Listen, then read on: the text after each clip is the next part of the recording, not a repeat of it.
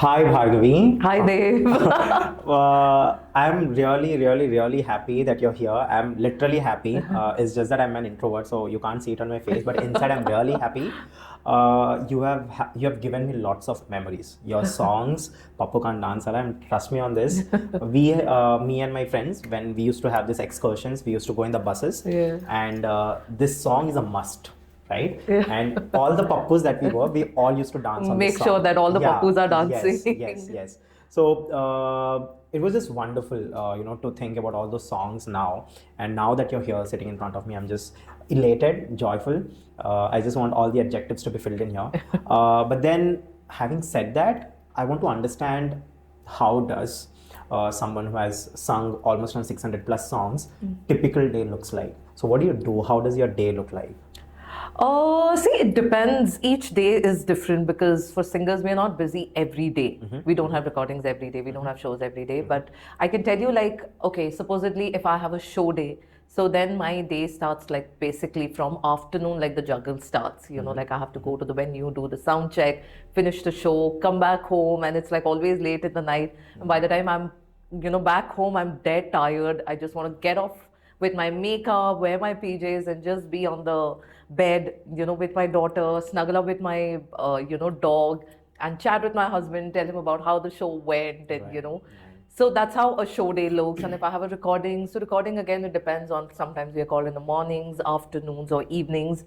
So otherwise, like a typical day, if I'm home, so right now, like with my daughter, my hands are full. Right. So just looking after her, like I don't know when my day starts, when my day ends. Right. But yeah, so that's how running after the maids, seeing like every chore in the house is done, then looking after her feed time, her food, and everything. So yeah, so right now my hands are full right now, I could say. Right. Yeah. You have mentioned about your daughter. Yeah. Last time on the call also you Yeah, have mentioned. yeah. She's 7 to 8 months, 9 months. No, she's 1 year plus. Oh, okay. I'm really Yeah. sorry, my mistake. Yeah. You are a musician and Yes. also a mother. Yes, right? yeah. Which is harder? Oh God, both comes, but all I can tell you is becoming a mother was like a totally different feeling. I still remember like the first time when I went for a scan, and it's just like all black out there. You really can't figure out anything. But like after a couple of months, when I just saw the outline of the baby, Okay. oh my God, like I just had tears coming. Like I was crying literally, and my doctor was like, "Are you all right?" So that feeling is something which, only a mother can experience when you have a life growing inside you. And, now when I see her like walking, trying to talk to me, like right now she's like in the talking stage. Right. So it's just like, I just feel, oh my God, she's like mine, she's like my Right. product. Right. So it's a beautiful feeling. And then music is something which is given to me by God, and then I could say my parents, and I could say we're like a musical family. We are 4 sisters. Oh, okay. Yeah, so my parents, they sing, and my sisters, all of us sing. But I was only one who Took it as a took career. it as a profession. Okay. Otherwise we still do all sing even now. Wow. Yeah. Being a mother, of course, I understand. Yeah. But at the same time, when you're a musician, when you're a singer, and Yeah. you're delivering on a song, Yeah. it also feels like it's your product. It also feels like it's a part of you. Yeah. How does that happen, and what kind of mindset you get into when you're actually going there or singing something? So yeah, when you're going to record a song, it's someone's baby. So they give that baby to you, and they're like, now it's in your hand, the ball is in your court, Right. and now you have to put your emotions out there, and you have to give in your 200%. So at that point of time, I had learned Western music as well. So in that, my teacher had taught me like, we have to get into the song, we have to feel the song, other that thing is happening with us. That's where the real emotions will come out. Right. No matter how much you enact, it's voice. Acting is something which again you have to feel it. You can't just overact. Like, when you see a good actor and when you see a bad actor, a good actor will always make you cry. A bad actor, you just see, you're like, even if it's a crime scene, you would just be like sitting there and wondering like, what is happening? Right. But if it's a good actor, Right. sometimes I'm just watching a normal web series, and then some scene comes and the actors are so good, Right. they'll just start rolling, like I don't even know that I'm crying. Right. And then I just realize, I'm like, oh damn, I'm crying. Right. So that's how it is for an actor, for a singer. Since we're talking about singing now, Yeah. I have no clue whatsoever of what happens in the music industry, Yeah. especially when it comes to movies. But one thing that I'm aware of is with the advent of technologies, it has completely changed. So the Totally. landscape of music industry back then in the 90s, Yeah. and then if you go back to 1950s, and then there was a certain shift in 1980s, and then Yeah. 2000s, and right now it's completely on a different landscape altogether. So I want you to help me understand how was singing back then when you first started your career, Yeah. or maybe beyond if you have Yeah. if you have been aware of how it was, and right now how is it. So I just want you to explain me everything, give me a small It's masterclass. gone from here to here. Okay. I could say that. So, when talking about really like before I was even born, at that point of time, if you look at Lata ji and, so many other singers, they had to sing the song in one go, like how we do on stage. And at that point of time, they were pitch perfect. And then when It's just one take? Yeah, one take. Oh, okay. One take. Okay. And, there came a time like when I started my playback. So I used to be called for composing session. So from the time the song is being composed, I'm sitting with the music director, sometimes the producer, the directors, they will also come. And then the song is made for us. Like if a song is too high for me or too low for me. So, they'll set the pitch. So I'm comfortable where the emotions are also coming out pretty well. And then the whole song is composed and we go to the studio, we dub, and then it goes for mix and master. And then the song is out there. But now what happens, you just get a call, or sometimes just a couple of hours before, or sometimes one day before, asking if you're there in the city, can you come for a recording? And when you go to the studio at that point, you listen to the song then and there. You're given the lyrics and they just give you a brief. Okay, this is how the song is picturized. This is the kind of emotions we're looking at. You record and that's it, and you're out of the studio. Okay. Yeah, so that's how. And then there was a time like if it was a duet, so the female and the male singer, they had to be together. Okay. But now like the male singer is in one part of the country and then, the female voice is being dubbed somewhere. So that's how technology has changed. Right. Yeah. And does it? How does it feel as a singer? How does it feel to you? Do you think before was better or this was better? What kind of comparison do you draw, or parallels do you draw? See, when I started, we saw the song growing from a scratch to a full song. Because we used to be there when the song was just raw, like the music director is composing it on a harmonium, and then the lyrics are written, sometimes then the lyrics are being changed. But now the time is completely changed. Now the whole song is ready and then they decide, okay, let's call this singer. Okay, if this singer is not available, okay, let's call someone else. Right. So that's how it is. And these days, it's just time and availability. Right. Yeah.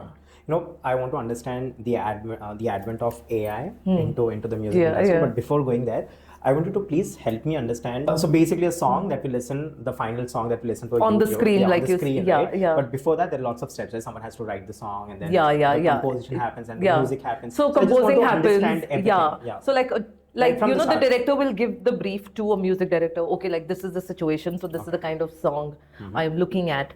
And then the song is composed, and then the lyrics are written accordingly, and then the singer is being called, then we sing, and then after that the song is gone for mix and master to, level our voices, level the tracks and everything. And then it's gone for, sometimes even the raw voice is just gone as an agra to, for the shoot. Sometimes like I'm being called, like tomorrow's the shoot. So, we just want you to come and dub the song. So, then immediately the song is being taken, they shoot, and then meanwhile the mix and master is happening. And then it comes live on, the big screen. Right. There's lots of process, very big process. Big process. And then, as I told you, like how times have changed, like, these days it's all about time and availability. But when I started, there were just like a handful of singers. So what used to happen was like, if I would get a call and if I'm traveling, if I'm not in town, so they would wait. They'll be like, okay, if you're back after 2-3 days, we'll wait. But right now, that's not the situation. Okay, you're not available, no problem, thank you. Right. And then they look out for some other singer. Right. So that's also changed. Right. Help me understand the business of music. Yeah. When a movie happens, and then there has to be someone, a music director, who takes care of the movies. Yeah. How does the business of it works? Like from the music director, like what kind of amount does it draw from the producer, and how does it happen, and then how does it happen every day? That is something I also don't know. But what happens now, like, back in the days, there used to be only one music director doing all the songs for the movie, the background scores and everything. But now what happens is sometimes there'll be 5-6 music directors composing for one movie. You know, that's how it has become. And then some other music director is doing the background scores, and some music director is doing it, one is composing for the movie and the other one is doing the background scores for the movie. So that's how, it's all changed. And like fees wise, I really don't know much, but bigger the music director, bigger the paycheck. It would be, that's all I could say. So from a music director, after hierarchy wise, first the music director, then the composer. The music director and the composer are the same. Oh, okay. The same. So dumb. Okay. No, that's fine. It's just a different term. Right. Composer or a music director. Oh, okay. So that's the same. So on the hierarchy, on the top, we the have a music director, or the music composer. and then you have the lyricist. Yeah. Right. And then now like the music labels also have come in. Okay. Like you have T Series, you have Z, you have Saregama. So sometimes what happens, like, they buy the copyrights of the songs that the singers are singing. So we as singers, we have no rights over the song. It's only either the music label or the music director. That's the conversation between them. Right. Yeah. So for every movie, the songs, let's say there's this movie Animal. Okay. Let's talk about Animal, because that's a movie that's in my mind as of now, because of the things that's happening. But then let's say Animal, right? And then the music rights of Animal is with T Series, if I'm not wrong. All the singers, whoever have sung, they have sung for that particular movie, and that's when the T Series buy the whole movie, the songs, and then it be there. They be on the point of this music director or something like that. So that's the hierarchy, right? So if supposedly like Animal, the songs which are sung by the singers, they've just sung it and their job is done. Okay, that's about it. The copyright issues and everything is with the label. Okay. Cool. That's nice. Something that I've learned. Having said that, all the songs that are sung for a movie is sung after the movie or before the movie? Before the movie, because it has to go for the shoot. Oh, really? Yeah. And then what happens these days? It's the movies which are used for promotions. Before a movie is released, the songs have come out because that's what catches the audience. That's what is gripping. So all the songs are shot before, and then after that, like, the shoot process goes on, and then the mix and master of the track and everything. And then, so what I thought, as a general audience, I thought first the movie is shot completely, and then based on the situations, all of that, that's when a song you comes. mean to say, like, no, I meant to say, like, okay, supposedly, like, if I'm a director, and if I'm shooting, and I have, like, 5 songs, so what I do is, like, it's not that I'm going to shoot all the 5 songs together. It's not like that. Sometimes, like, depending on, if I'm doing like a foreign location, and if 3 songs are required to be shot outside, so then, with the time management, to check your pockets as well. So they'll shoot those 3 songs over there and then come back. So that's how, and then they'll shoot the movie bit. So it goes hand in hand. Okay. Yeah. Sorry, I didn't understand your question. Right. My bad. So it goes hand in hand. Okay, so not necessarily at the beginning of the movie. No, nothing. Sometimes what happens, like a movie project has started, they've done only 2 songs, and then the 3 songs are still in pending process. So that's how it works. Right. Yeah. I have heard, I don't know if I'm wrong, right or wrong, I've heard that there are certain pre-recorded songs already there, and when a movie comes up, the music labels pitch that why don't you use this song here. Is that true? Yeah. So what happens is, like, a lot of new music directors, and even like with our own music directors, what happens is certain times you compose a song and that doesn't work for a movie. So that's just there in their hard disk. So sometimes then they're working on some other project, and you feel this song would put, it'll fit for that situation. So then they'll make the producer and the director listen to that song. And then what happens, especially in Bombay, when a big production is doing a movie, so a lot of new music directors, they pitch in. So this is my song, this is what I've created, and all of that. So that's where the pitching in a bit comes. Lots of talk about music and music industry. Now we'll lighten this whole podcast situation, and we'll talk about how did you start your journey? How was it? When was it? And how did you basically get this opportunity? And then how did you grab that? So I come from a non-filmy background. I had no godfather. For singers as well? Is it there? Like Godfather's there for singers as well? Oh, Like, I've heard see, it for movies. I mean, for yeah. acting, I've heard it. For me, my godfather was R.P. Patnaik sir because he gave me the platform. Okay. So what had happened, I had no connection with the music industry. For me, for the very longest time, I thought it was the actors singing the song. Yeah, I thought of this. Yeah, so Like, I feel we all. So I used to think like, oh my God, they're so good looking, they sing so well, they dance so well, and so that's what. So once when I entered the industry, then I knew like, oh my God, okay, this is not how it works. Right. So I had like a lot of different plans altogether. Like I wanted to be a model, but my mom was like, no. She was like, okay, just do it as a part-time this thing, but not taking it as a full-time profession. So certain projects, whatever came my way at that point of time, she was like, just do it. But she was like, studies are very important. So, studies. And then whatever projects for modeling came in. Then at one point of time, I wanted to become an air hostess. So that didn't happen. And a friend of mine, her uncle was R.P. Patnaik sir. So he was looking for a fresh voice. And actually, I had met sir during Chitram movie.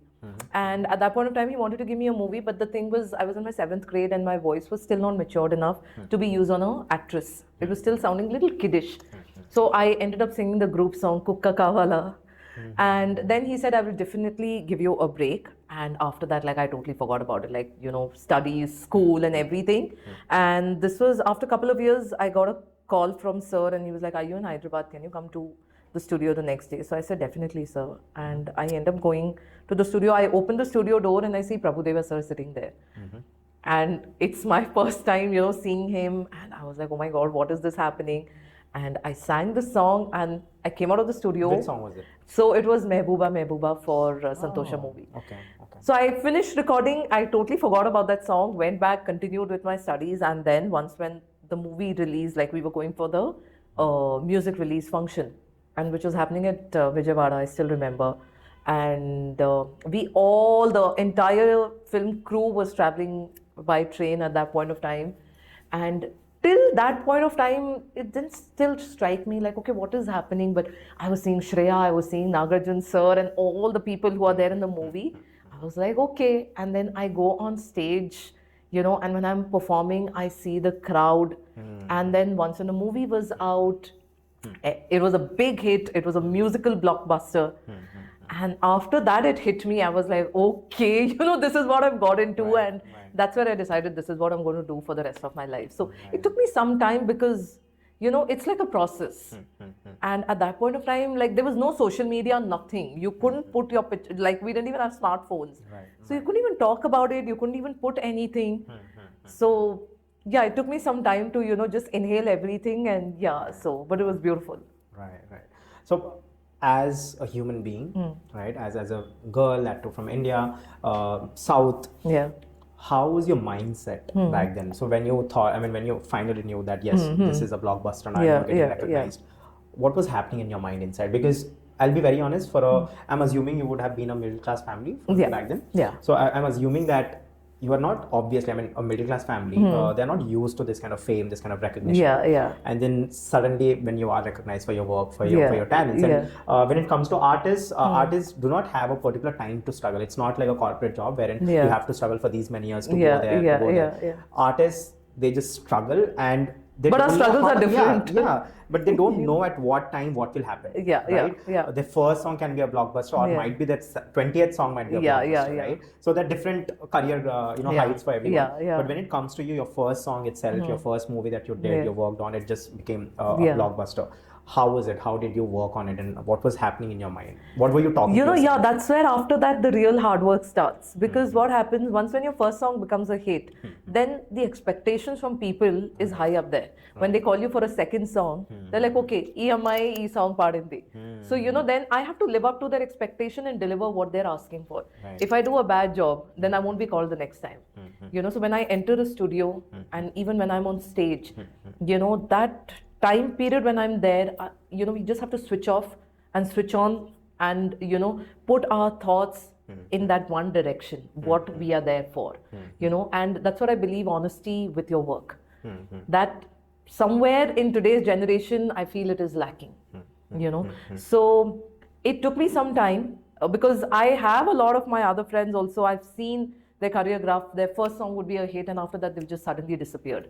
So to sustain in the industry is very difficult. You get your first song, but you have to get your second song, your third song, your fourth song to survive in the industry.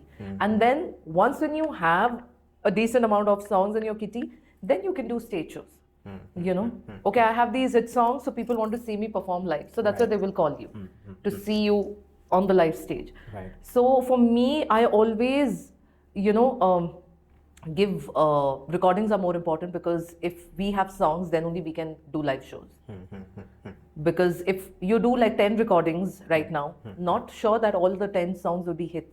One of it can be a big hit. And with that one big hit song, you can do so many shows for the next couple of years. You know, this is the kind of thinking not everyone is following. Right. Yeah. Right. You mentioned the struggles are different. Yeah. Right. Of course, I understand. But I believe that when it comes to music direction, music industry, especially in India, there's no much awareness when it comes to what happens to a musician, for a singer, you know, what goes through, what happens. And one thing, the very best teacher I believe in India is the movies, right? Because movies taught us, I mean, they make movies on different subjects, and that's where we learn, okay, this is what happens and so and so. When we watched music like movies like this, Ranbir Kapoor's movie where he's a singer, Rockstar, and then there is this Ae Dil Hai Mushkil, and then we have Aditya Roy Kapoor's movie, Aashiqui 2. These are the movies that reflects on a story of a musician or a singer, and then we get to understand, these things happen. We learn small things. But I believe there is still no proper education or any kind of movie that actually shows what happens when it comes to music industry. What are the bad things? I mean, we have for fashion, we have, you know, Priyanka Chopra's But when it comes to music and then artists and singers, there are no many movies. Even if the movies are there, they are much more commercialized and drama and all that. So we don't understand what all struggles a singer goes through. But then I want to understand from you, what are the struggles that happens, and you know, as you mentioned just now, the mindset that you enter into a studio, what happens, right? Because your current work is a reflection of how your future work is going to be. Totally. Right? So I want to understand those struggles and your artist blocks, you know, when you are just unable to think of any, and that space that you want, where you want to have that withdrawal. And once again, I also understand when you're withdrawing, people do not get it, people don't understand it, and there are lots of questions and all of that. So I want to understand the whole process. So there are so many struggles. Sometimes either you are having fever, you're having cold and cough, you have to go and sing a song where you're not able to hit that note. Sometimes a wrong note is stuck in your head, and you know, like, okay, while practicing, you're singing right. You know, the sound engineer is saying, yeah, this is the right note. But when you end up singing, you're singing the wrong note. So sometimes your head is stuck.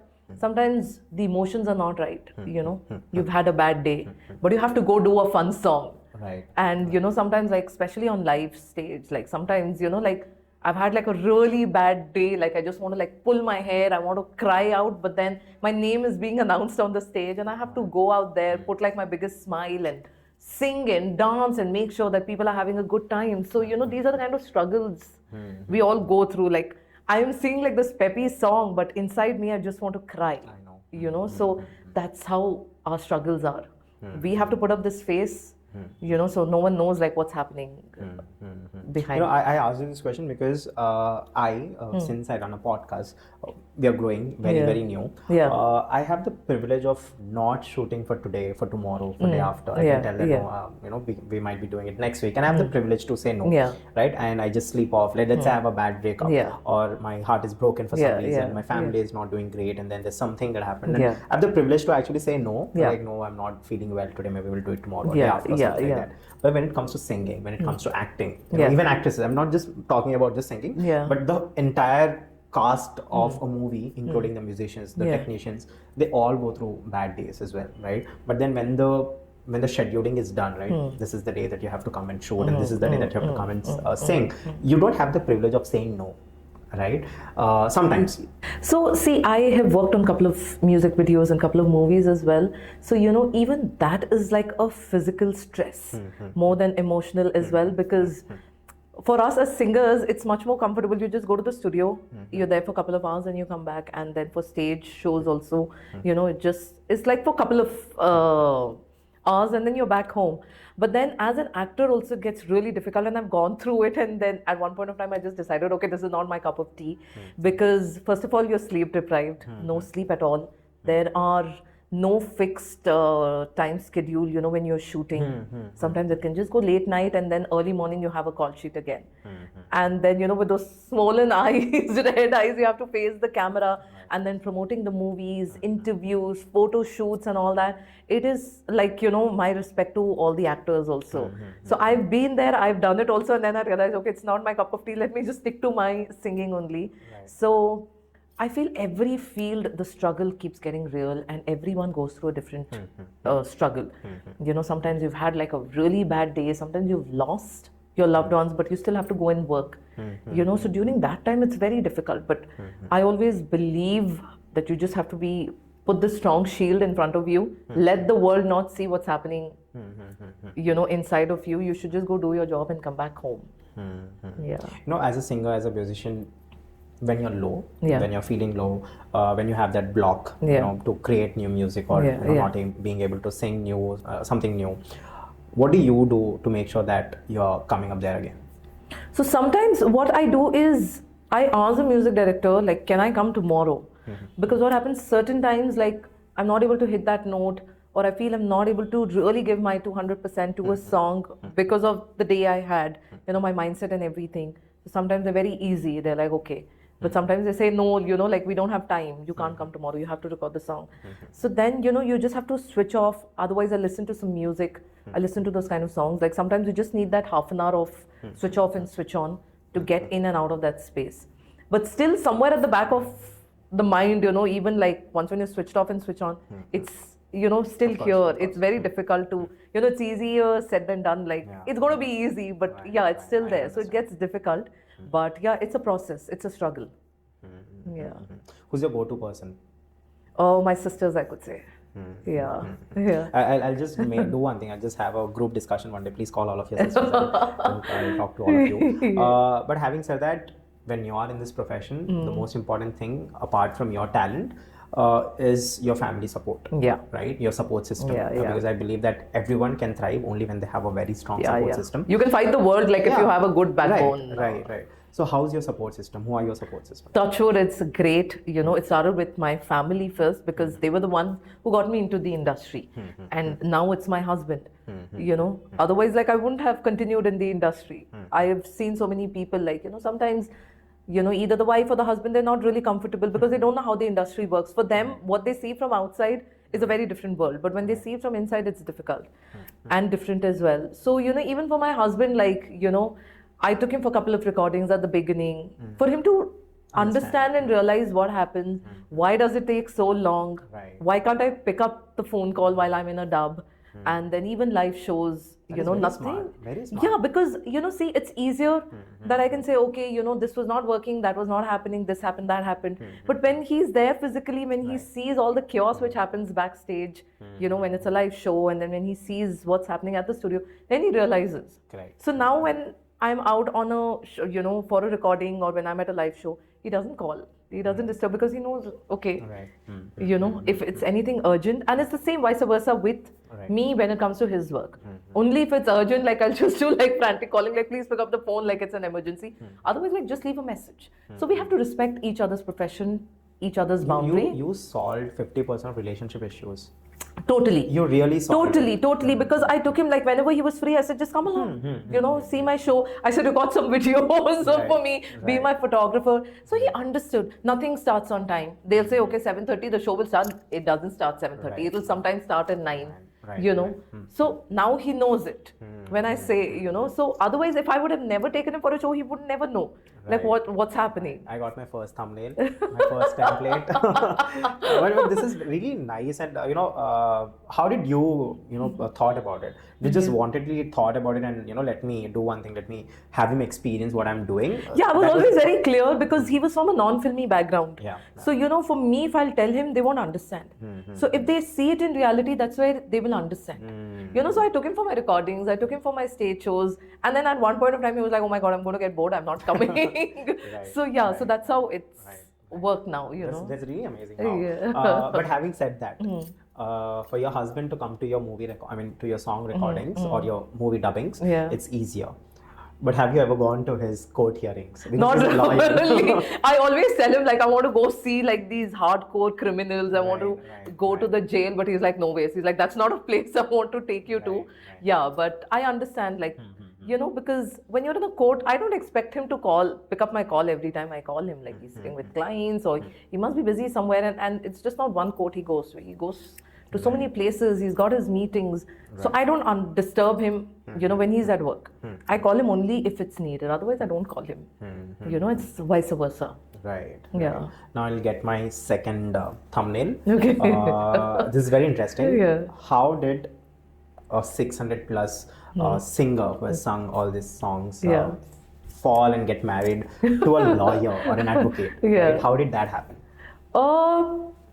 We were family friends, and I was always very clear that I never wanted to marry anyone from the industry or like a musician. I wanted someone from a different. Why is that so? Why didn't you want? I don't know. It was just my mindset because I always thought like ego clashes will come, and some people said it will be easier. They will be able to understand your work and all of that. But I was like, no, it's always better to have your partner in the other profession. So we have too many discussions. Like sometimes he'll tell me about the case that he's going through. He'll show me like those pictures, and I'm like, oh my god, I don't want to see it. So it's very interesting.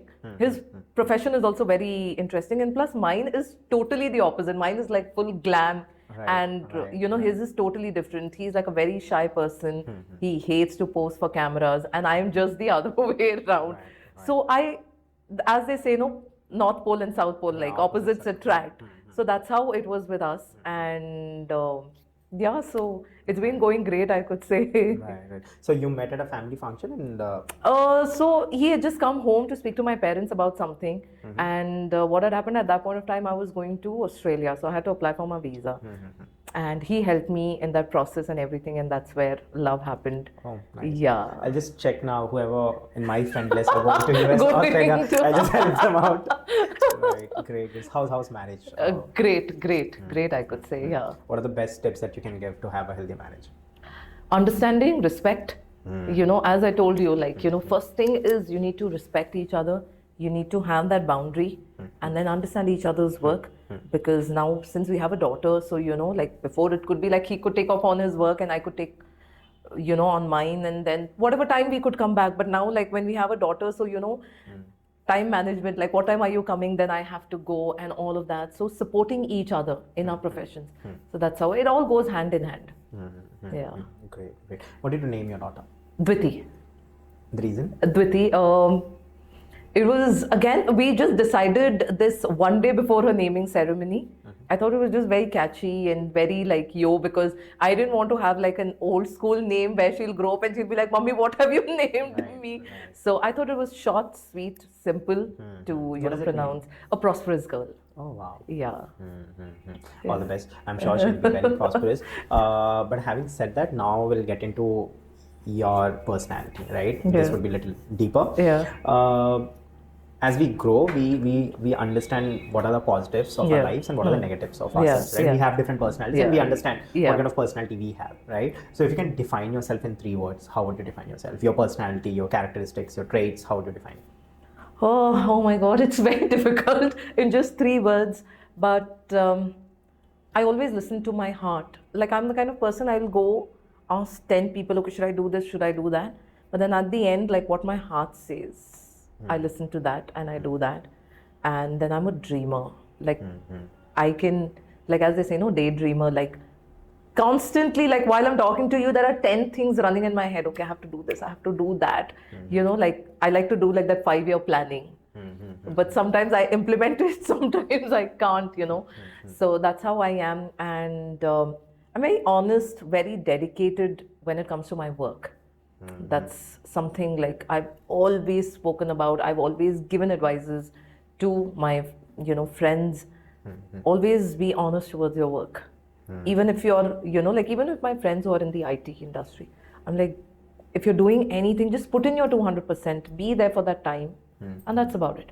After that, once when you log out, then it's your life. Then you do what the hell you want. But when you're working, give in your 200%.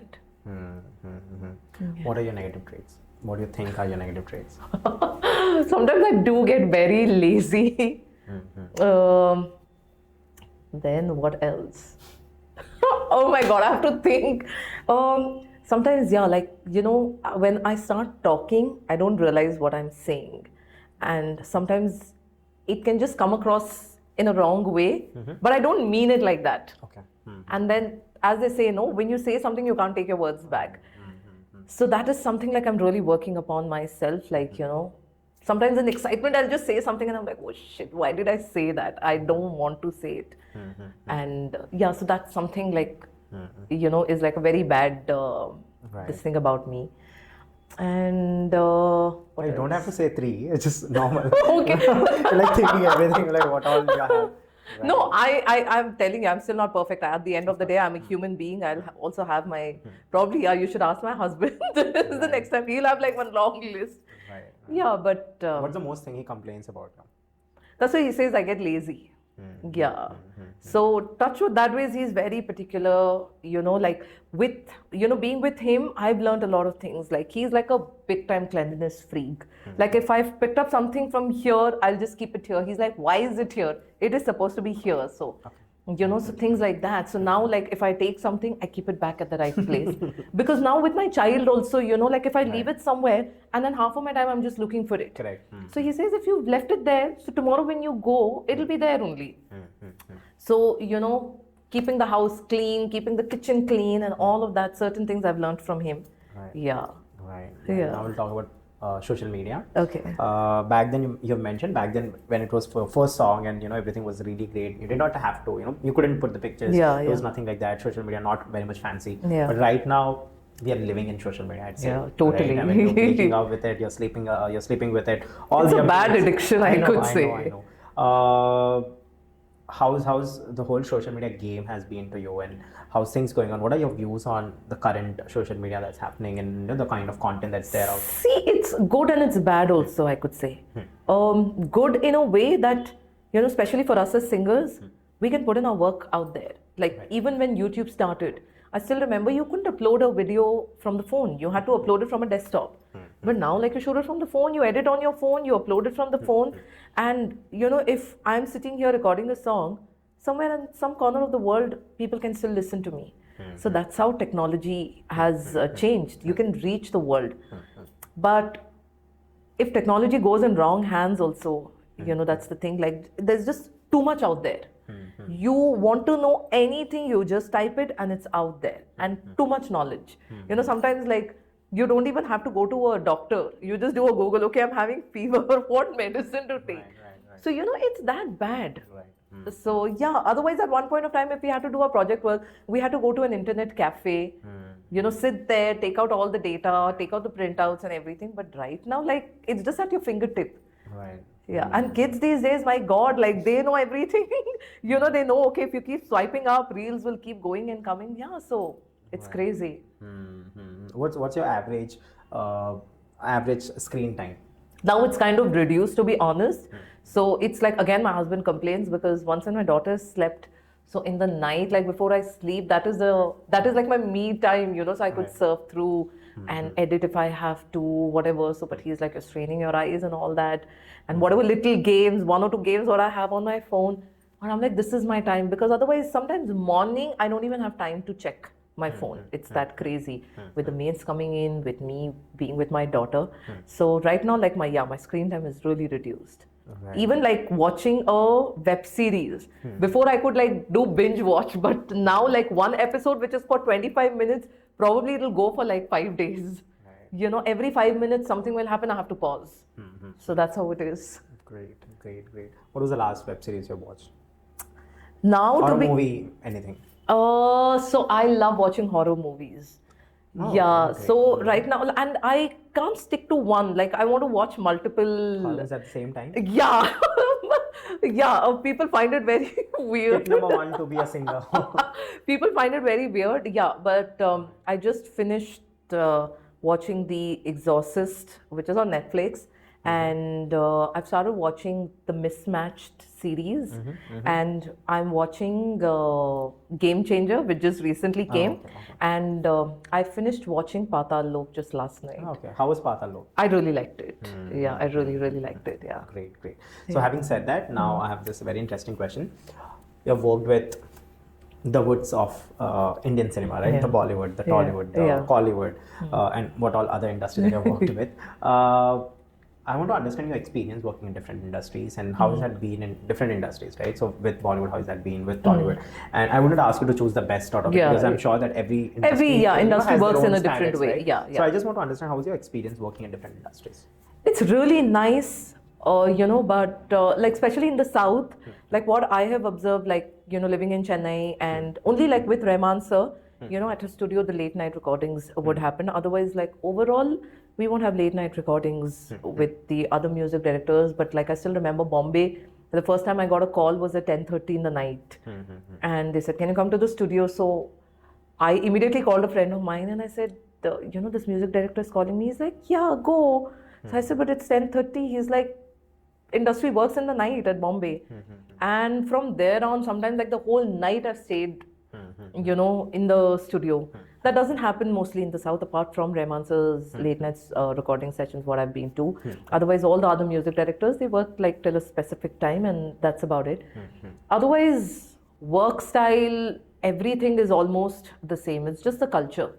Bombay works late and here like everyone starts early. Yeah. One thing that I've observed with South industry, South movie industries, I just noticed that they have a very unique way of releasing their songs, right? First the lyrical comes, right? And then in between the lyrical, they add some dance steps like from the set. And then they show the making as well, in the whole song. So now that has started because people want to know like, okay, how the song was shot, what was happening. Because even if you naturally see even a normal video on YouTube, people want to see originality. People want to see like daily vlogs. People want to see like how this person looks without makeup, or what's happening in their kitchen, what's happening in their hall. So people want more realistic stuff. Because at the end of the day, after the edit, you're seeing the whole song on screen. But okay, what was happening? Okay, someone slipped and fell or whatever. So people find that very interesting. So that's how they put like the BTS because that's what attracts them. One question is that before, when social media wasn't there and all of this wasn't also there, songs were still going great, right? Yeah. But then now people want to understand who's the man behind a song or who's the woman behind a song and what's happening, how are their personalities like. And if at all their personality is controversial, it affects the movie itself, right? So how does it feel? Because when a movie happens, it risks lots of lives, right? It's not just one person who's earning out of it. There are like lots of people who are, they earn their bread and butter from that particular movie. And I think I've seen recently some comments from an actor, and that literally harmed, and there were boycotts over social media. Because of that one particular actor, because he has said something on the audio release or event or trailer release, something like that. So right now, since social media is there and now everything is out there, and anyone's action, which can't be monitored 24/7, can actually impact the movie itself or the songs or anything. What's your take on this? See, again, it comes with pros and cons. It's especially for actors, big actors, I feel really bad for them because every move of theirs is being monitored. Like even if you see like our Bollywood and, all the stars, even if they're going for lunch or dinner, they're being papped over there. Like, okay, who are they seen with and all of that. So somewhere or the other, I feel they have to play very street smart. Play their cards very safe because at the end of the day they have such a big fan following. Anything goes the wrong way, it affects a lot of people. It affects the movie. Correct. And all this, like if it happens before the movie release, then obviously it really affects on the numbers as well. So they have to play their cards very safely. Right. Now since I've mentioned about this, I want to understand about you because you're a singer, and then you get called to different events as well, and then of course you have a good following in the kind of songs that I've sung. I think you deserve much more following because back then I think if social media was there and your songs would have released now, I think it would have been it would have been totally different. Right? But now see, sorry to cut you, but that's what now I see so many people. Aajkal there is a saying, "Jo dikhta hai wahi bikta hai." That's how it's become. So the other day I saw a reel which was about this dancer who's a part of Diljit Dosanjh troupe. So imagine she also has to promote herself in spite of being associated with such a big singer. So that's how, like, you just have to be out there and just keep putting your stuff. So sometimes when I see certain profiles, like, I find it okay, they're putting good stuff over there. But sometimes when I see people just putting their whole life over there, okay, today I've eaten this, today I'm going here and there, I just feel, why? Like, why do you want to put the whole your agenda, your whole itinerary to the world? Certain things should be kept to yourself. That's what I believe. Does it burden to you because now you have to also live up to this? Sometimes, yeah. To be honest, sometimes, like, when I'm sitting with my team, I'm like, what the hell, like, and it's a very tricky social media thingy because you don't know what works. Sometimes when you just put something and like, okay, this is not going to work, but that ends up working. Right. And sometimes when you've put in so much of effort and you'll put that and it doesn't work. You're like, what the hell, like, so much of energy, time is wasted, but it doesn't work. So it's just like, sometimes I see atrocious reels with like millions of views and like lakhs of likes. I'm like, what is so great in this? So it's just like, you can't understand people's mindset these days. I don't know, it's just very recent for me that I've realized that how much are we actually dependent on the social media for justification, for validation as well. Yeah, I mean, for my podcast to do well, and for me to have better guests, bigger guests. I wouldn't say better guests because I believe everyone's stories is unique, and my podcast is all about stories, right? How's your life has been. So not better stories, but bigger, people with bigger following, people with bigger achievements, all of that.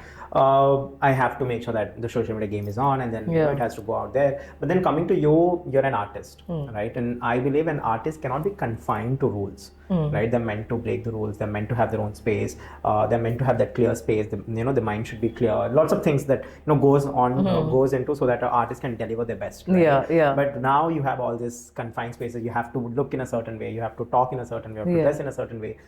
You have to put posts on social media, which necessarily wasn't the case back then. Back there, yeah. How does it feel? Yeah, there is so much of stress, so much of struggle, because you have to keep creating content. Because the minute you're out, the minute like 1 week you've not put any content, you're like, what is happening? And then your followers drop. So you have to be out there, keep creating content, keep putting it out there, be in front of people's face. That's how it is. That's what I just got realized, like, how much we are actually dependent on. Max 4 to 5. No, that's it. Sometimes I see reels. Okay, get ready with me is fine, One thing I don't understand, people are asking, should I wear this or should I wear that? But obviously you have worn whatever you have to, you've gotten ready, you've shot this like a couple of days ago or 1 day ago, and now you're putting it, so what is the point? Why are you asking? So certain reels I don't understand. Okay, you put a get ready with me where you're putting your whole look, okay, this is what I wore. That's fine. But asking, okay, should I wear this? Should I wear that? I'm like, okay, dude, you've already worn. Why are you asking your audience? And the worst is they undress themselves in front of the camera, of course. It's just crazy. Yeah, so the other day, I saw one more. I'm going to the mall and that girl like literally stripped herself and then she's wearing like the most shabbiest clothes. And I'm like, why do they have to do this? Just to get attention. And these days, okay, leave the younger generation inside. Now I see older generation also doing such ridiculous reels just to grab attention, just to get those views, just to get those. You put your content out there. There is no harm. You put whatever. But these atrocious reels is something which I just don't understand and I don't relate to. So whether it's comedy, horror, any type of genre, that's fine. Whatever content you want to put out there, but vulgarity is something which I don't like and which just goes above my understanding. Why? What are you getting out of it? Right. So now we'll get into your personal life. So right now I see a mother, right? A great singer, and but then I'm sure when you were a kid you were a different person altogether, right? How were you when you were a kid? Were you this shy kid, naughty kid? What kind of a person were you? I was not a shy kid because I come from an army background. So, for us, like every 2 to 3 years, we had to move into a new place. So, new place means like you have to make new friends. So, that's how my childhood went. And I still remember like going for parties. So, my mother would just push me and I'm standing there singing, dancing, so basically all the parents, they would want their kids to do. Yeah, yeah. So I would like bribe my parents, okay, if I dance or if I sing, I need that. So will you give me? So they're like, okay. So then I'll go, I'll sing, I'll dance and, all of that. And then, as I mentioned, like we're four sisters. So I was, me being the youngest one, my sisters, they had a band called the Ishwaris. So when we moved to Hyderabad, so they had formed a band and... how old were they? So... when they formed the band? They were pretty young, like in their teens. Okay. Yeah. And then I was still young and my voice was, as I told you, like it used to be on the huskier side, like Usha Tupji. So, I would in between just go do like one of those, party songs and all that dancey number and come back and then they would do all the Lata ji, Asha Bhosle ji's songs and all of that. Yeah. So I was never like a shy person. I was always out there. You put me. How did they convince you to come and sing? Because you asked. No, so they were singing anyway. So, seeing them, like I was like, okay, even I want to come.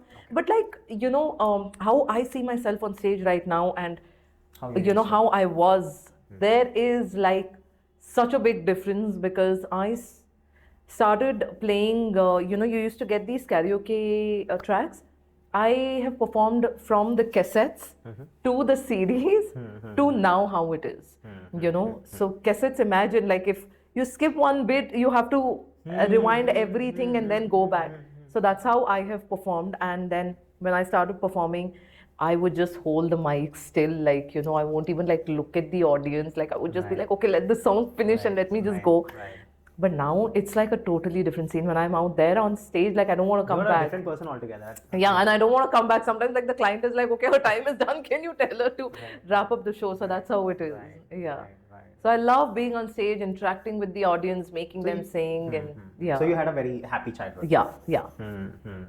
How was your relationship with your parents? Amazing. That's what I'm telling you. My parents had always been very, very supportive.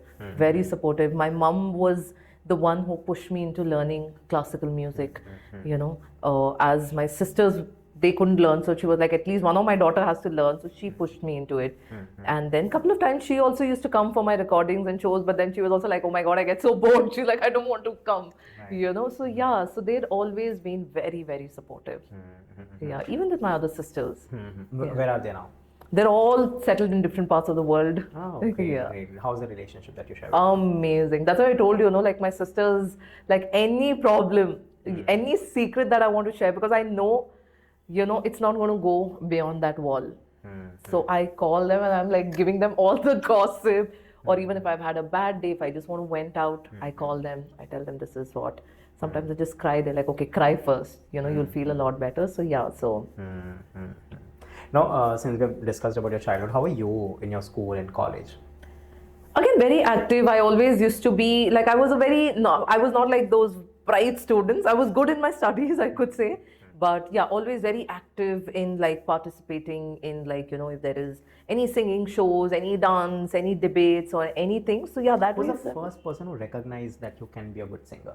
Because we all have, right? I mean, in your life, I'm sure there would be that one person who would be like, yeah, I think she can be a great singer. No, really, see, everyone used to say that, oh, she sings well, she has a very different tone and texture. But then, as I told you, like, I had no connection from the film industry and I didn't know how the industry worked. So that thought also never came to my mind, oh, I want to be a singer. It only started once when I got my first and my second song. That's how then the journey started. How old were you for your first song? I was in my 12th standard when I got my Santosham, when Santosham happened. 16? Yeah, 15, 16. Oh, wow. Yeah. So that's where Santosham happened. Yeah. This is very nice to, talk to you and also, think that your first song, which was a blockbuster, was just when you were 15, 16. Yeah. And even then you had this maturity of, understanding that the next song I have to perform. Yeah. It's very nice. It's a struggle because you get your first song, then how do you get your second, your third, your fourth? And then how do you sustain in the industry? That's very difficult. Right. Because these days also what happens when you go and you record a song, you don't know whether they're going to retain your voice or not. That's how it's changed. So it's become a very competitive industry. And what do you do to stay relevant in the industry? Like, You have to be original. Because when I go, I record a song, they should not say, oh, that particular singer can also sound like her. No.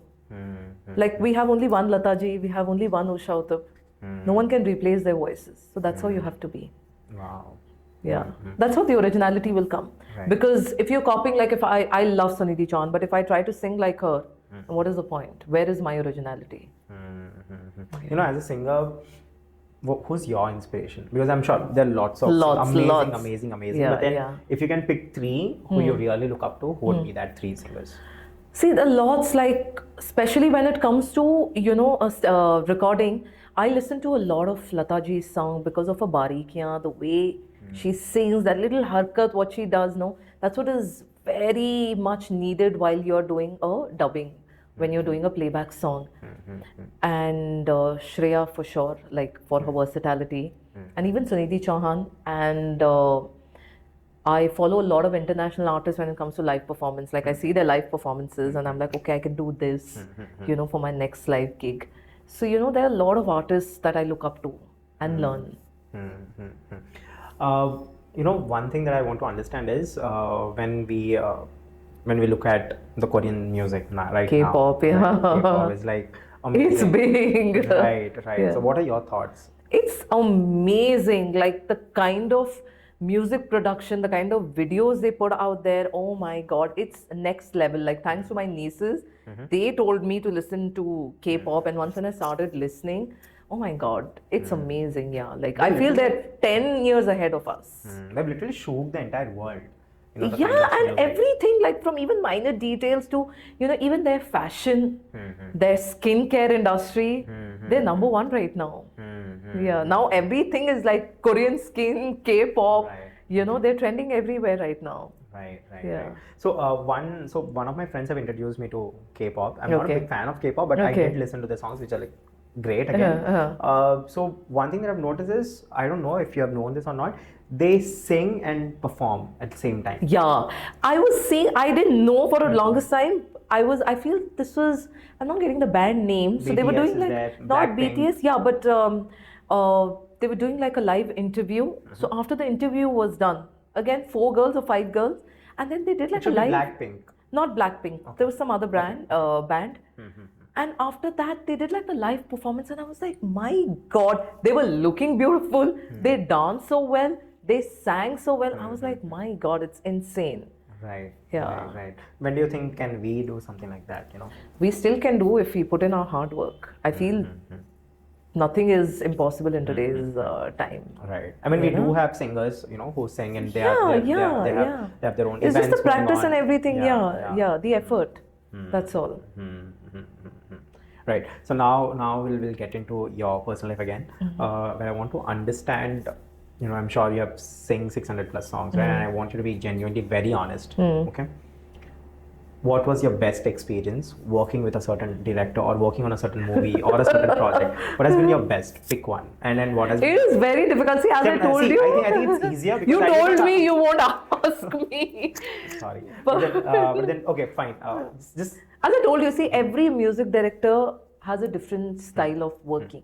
Some music directors, they will let you be. You're like, okay, this is your song, you do whatever you want. your zone. Yeah, but some music directors, they're like, no, we want this particular tone, we want this particular style. So please just stick to that only. Okay. So that's how it is. Okay. Everyone has their own style. But I think now you'll break your fans' hearts. I don't know, but I really want you to answer this.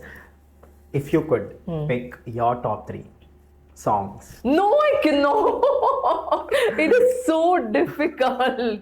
Seriously, to be honest, like every song. But I'm sure is, you have your own favorite song. Like this is like you would say, this is my best. It is yours. wouldn't- I could say, but yeah, like see every song, like to be honest, okay, let me just break this. Like whatever melodies I have done, I love that more because I've sung so many item songs, and what happens, like you get typecasted very soon. Like okay, if you do one type of song, they're like, oh, she's fit for item numbers only. So it's just my humble request out there to the music directors to experiment with, singers over there. So whatever melodies, I love singing slow numbers, melodies and everything. Yeah, so my melodies are like my favorites, I could Or you say. still very conveniently skipped two of my questions. Yeah, so but no, I've broken I it know, I down. know. Thank you for Yeah. that. Yeah. But having said that, you have worked with one of the biggest ever music directors that India Yeah. could ever produce, and that's A.R. Rahman. Yeah. Right? No doubt. Yeah. Like I can go to any extent debating that he is the best music director that we have, back then, even now. Yeah. Right? One of the, I don't want to offend others, but yes. How was it working with him? I basically don't ask my guest on how, comment on certain someone. I don't do that. I don't like it. Yeah. But then I just want to understand how that man is like and how he produces music, what is his style, and how is it working with him, and be very honest. I want to really understand. He's one of the most, grounded person I've ever met, Dev, in my life. Like, I thought like he is A.R. Rahman, so, he is going to be like strict, but he's a man of few words also. Like, he doesn't talk much, but when he does, it's so knowledgeable out there and very grounded. He knows his roots, he knows his music, he knows everything. So I still remember the first couple of recordings, I used to be so nervous, and the problem used to be at Sir's studio. The mic used to be so powerful, like even if your stomach is growling, it'll catch that sound. So I still remember like sometimes like middle of the night, sir, we're all sitting singers and we're so hungry and our stomachs are growling and we're holding on to our stomachs so that voice should not catch up the mic.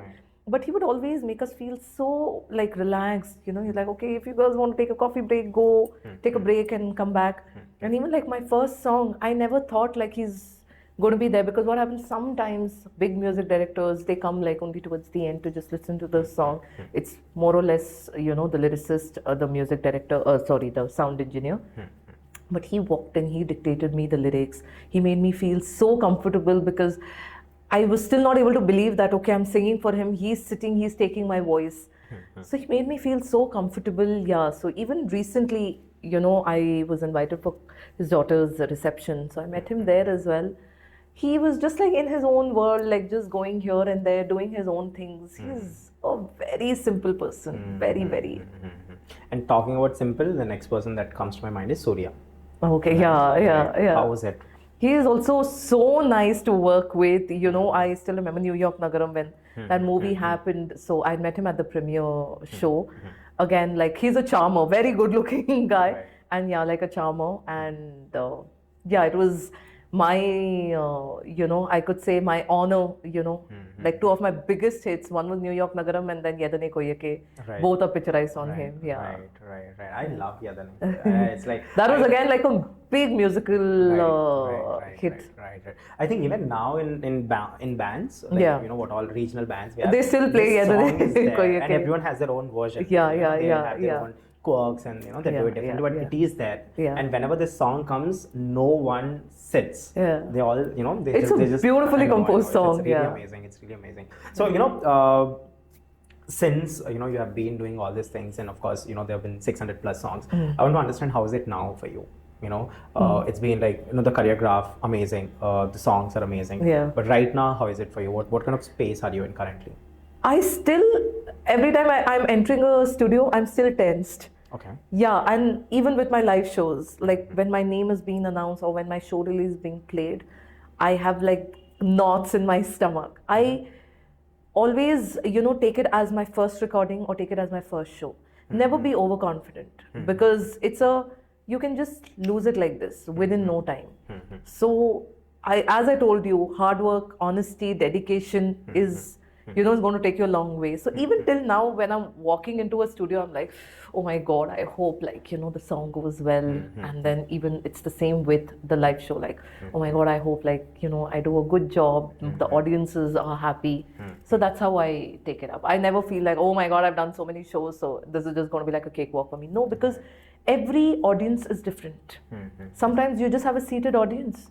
They won't even like, acknowledge sometimes, but sometimes there are audiences like they just don't want you to stop. Right. So, how you react, how you make sure that you give them a good time and you walk out. Right. Yeah. the biggest highs that a person can ever witness is when they have a certain power, right? Politicians. That's the biggest high, when you have that power, that authority to command, to do something. That's like a complete high.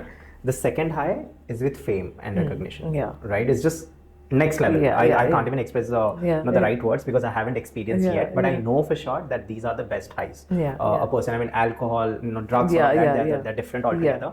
But when you are in power, the kind of commandment, the kind of things that happens in your mind, the kind of surge of acknowledgement that you get, that's completely different. And when it comes to fame as well, it gives you at most the same. There's almost similar. Now that you're in fame, now that you're recognized, how does it feel? It is good. It's really good. Like when people come up to me, they tell me, okay, we heard your song, we saw your live performance, we saw this and that. So that's like an encouragement, and they tell you, okay, next time we want to see you here, we want you to do this song. So it's like we are here because of them, so it's like you have your fan base and they love you for whatever you do. So that's something like I will always respect. Have you ever gone to your family and like, you know what, I'm recognized this way, they said this to me, they told this to me, anything like my that? My parents say, okay, come to the ground. They are the ones who keep me grounded. My mom says, whether you're Miss World, Miss Universe, or when you're back home, you're just a normal person for us. Like they say, like even if you're the biggest actress, at the end of the day, you still would have to go and cook a meal for your child or for yourself. For how long will you depend on a cook? So, that's how they say, no matter how much money, how much fame you earn, but always be grounded. Right. You are someone for the world out there, but you're just our daughter too, or like, you're a wife. That's all. No matter what, like no matter who compliments you, no matter who praises you, but when it comes from your parents, you think that's the real you feel like you have arrived. Right? But they don't compliment you that often. Right.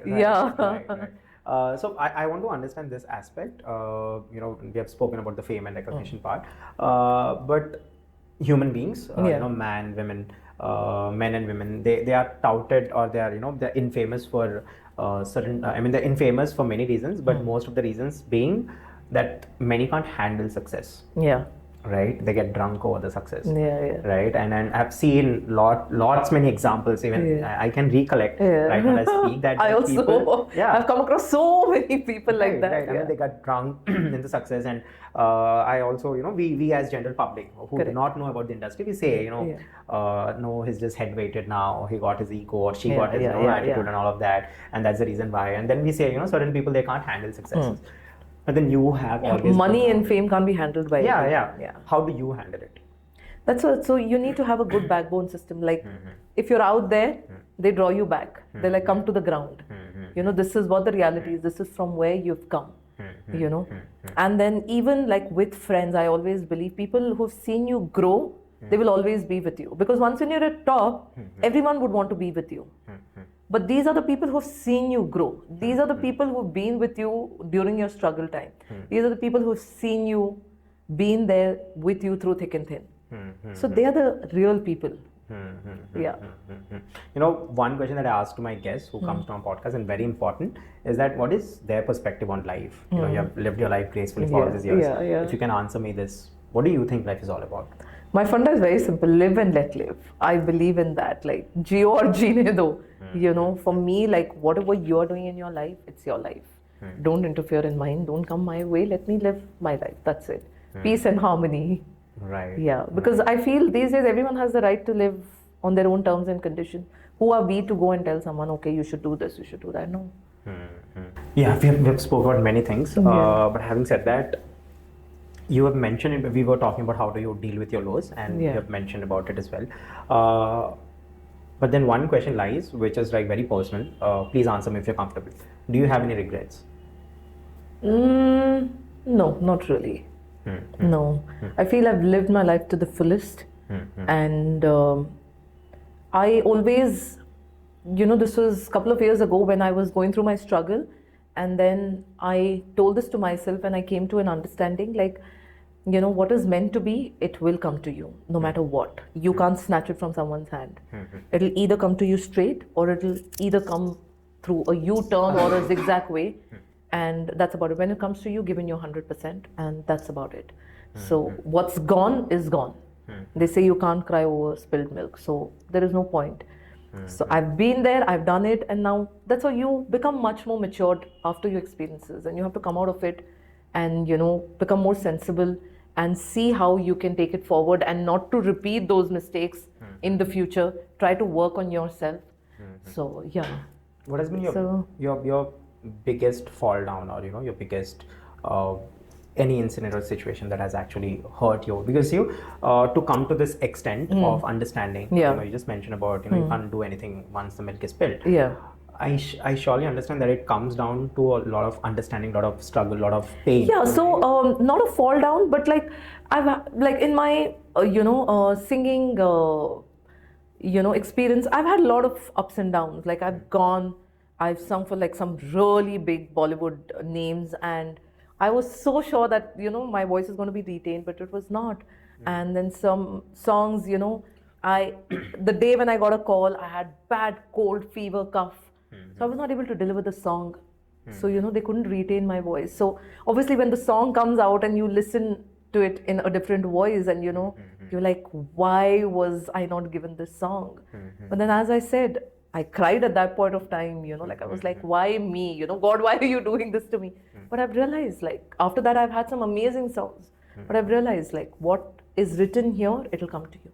If it's not, it won't come to you. No matter how much hard you try. That's it. You believe in destiny? Yes, totally. Totally. Manifestation and all of that. I've kind of,